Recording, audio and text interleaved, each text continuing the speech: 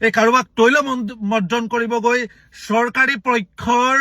বন্ধকত থাকি পেলাই নিজকে জাতীয়তাবাদী দুহাই পেলাই কেৱল মিয়াক গালি পাৰি পেলাই যদি ভাবিছা শক্তি প্ৰদৰ্শন কৰিম বা নিজে নেতা হ'ম, কিন্তু এটা কথা মনত ৰাখিবা, ইতিহাসে কাকো ক্ষমা নকৰে। নমস্কাৰ বন্ধুসকল, মই বাবুল আলী হাজৰিকা আৰু আমি প্ৰত্যেকে গম পাইছো যে কাৰ্বি আংলঙৰ বৰ্তমান এই কেইদিনৰ বিগত কেইদিনৰ পৰিস্থিতিৰ কথা। আৰু আমি প্ৰত্যেকজনেই সমাজত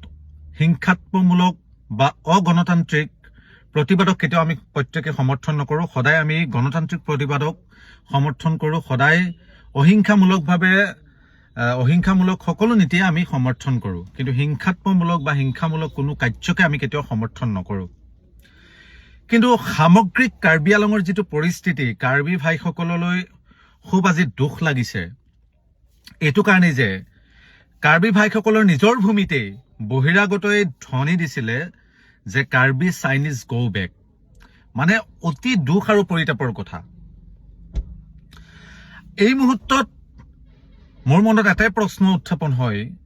যে যিসকল অসমৰ জাতীয়তাবাদীৰ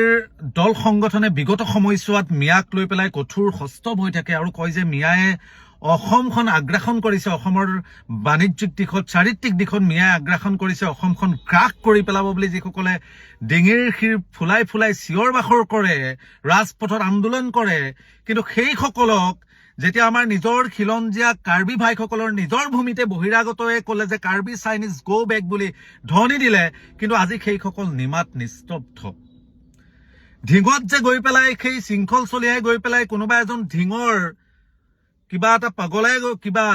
সমগ্ৰ অসমীয়া জাতিৰ বিৰুদ্ধে এটা কথা কওঁতেই শৃংখল চলিয়াই গৈ পেলাই ঢিঙত হাজাৰ ৰাইজক লগত লৈ গৈ পেলাই ৰাজপথত তেওঁ প্ৰতিবাদ কৰিছিলে, কিন্তু আজি দেখা গৈছে যে কাৰ্বি আংলঙৰ খেৰণিত গৈ পেলাই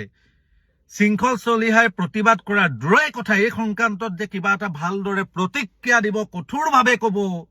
সকিয়নি প্ৰদান কৰিব বহিৰাগত গোষ্ঠীক, কিন্তু তেনে কোনো কাৰ্যক্ষেত্ৰত কিন্তু পৰিলক্ষিত হোৱা নাই বা আমি দেখা নাই। তাৰ সমান্তৰালভাৱে অসমৰ দক্ষ মুখ্যমন্ত্ৰী হিমন্ত বিশ্ব শৰ্মাই ক'লে যে তাত সেই তেওঁলোকৰ নিৰ্দিষ্ট এলেকাত উচ্ছেদৰ ক্ষেত্ৰত ন্যায়ালয়ৰ বাধা প্ৰদান আছে বুলি ক'লে। কিন্তু সেইজন হিমন্ত বিশ্ব শৰ্মাক মই এটা কথা সোঁৱৰাই দিব বিচাৰিছো, বিগত সময়ছোৱাত যেতিয়া আপুনি মিয়া অধ্যুষিত অঞ্চলবিলাকত উচ্ছেদ কৰিছিলে আৰু তেতিয়া কিন্তু আমি জানিব পাৰিছিলো যে ন্যায়ালয়ৰ বাধা থকা স্বত্বেও আপোনাৰ প্ৰশাসনে গৈ পেলাই বুলডোজাৰ ঘৰ দুৱাৰ এফালৰ পৰা ভাঙি দিছিলে। ঠিক আছে, আমি প্ৰত্যেকেই সমৰ্থন কৰোঁ যে বেদখল মুক্ত হ'ব লাগে, কিন্তু কাৰ্বি ভাইসকলে আজি নিজৰ ভূমিত অবৈধ বেদখল মুক্ত কৰিব পৰা নাই, বৰঞ্চ তাৰ প্ৰতিবাদ কৰাৰ ফলস্বৰূপে বহিৰাগতই কাৰ্বি চাইনিজ গো বেক বুলি ধ্বনি দিলে, কিন্তু আপোনাৰ বুকু দছপাত দেখাই পেলাই সেইসকলৰ কাৰ্বি ভূমিক সুৰক্ষিত কৰিবৰ বাবে তাত অবৈধভাৱে দখল কৰা ভূমিখিনিক কিন্তু দখলমুক্ত কৰিবলৈ আপোনাৰ কিন্তু সৎ সাহস নহল। এতিয়া মনতে আমাৰ এটাই প্ৰশ্ন হয় যে